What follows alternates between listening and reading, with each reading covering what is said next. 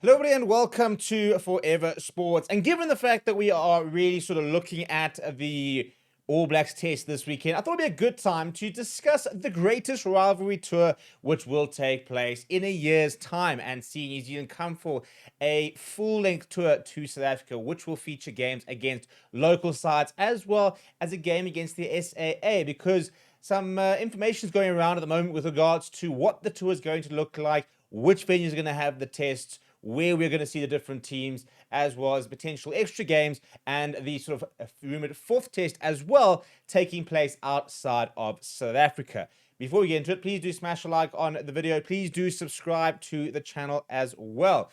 So what we have got confirmation from SA Rugby is that the Greatest Rivalry Tour is going ahead next year. And in sort of August, September, we are going to see the All Blacks come for a fully fledged tour.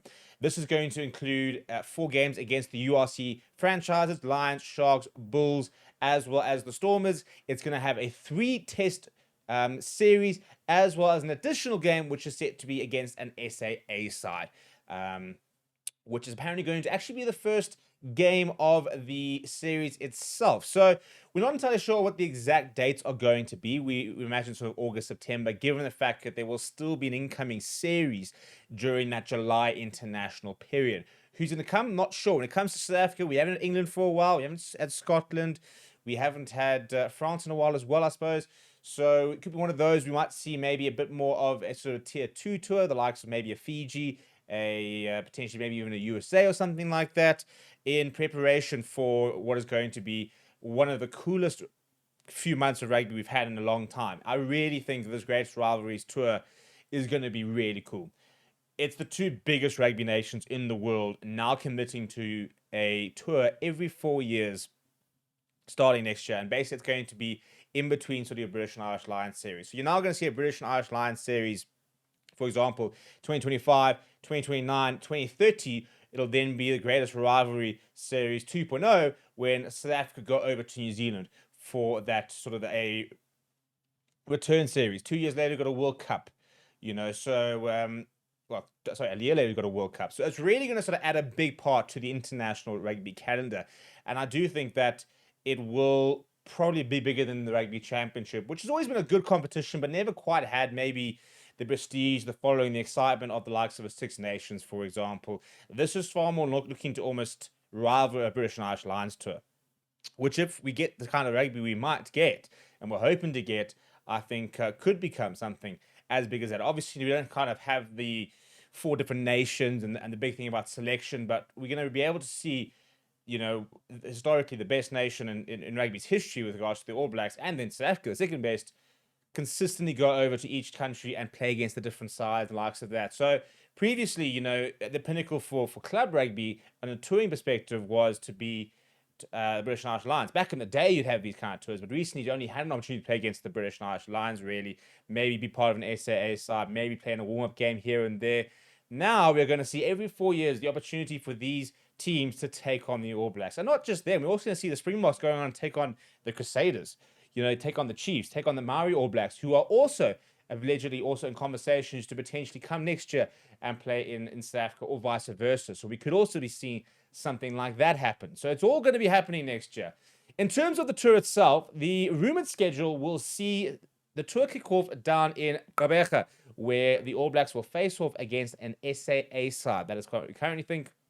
I don't know if that's going to potentially change, but it is set to be an SAA side, which will play the first game of the series. It'll then go into your provincial unions, where the All Blacks will then travel to Cape Town, Durban, Johannesburg, Pretoria, and play in the URC, or play against the URC teams.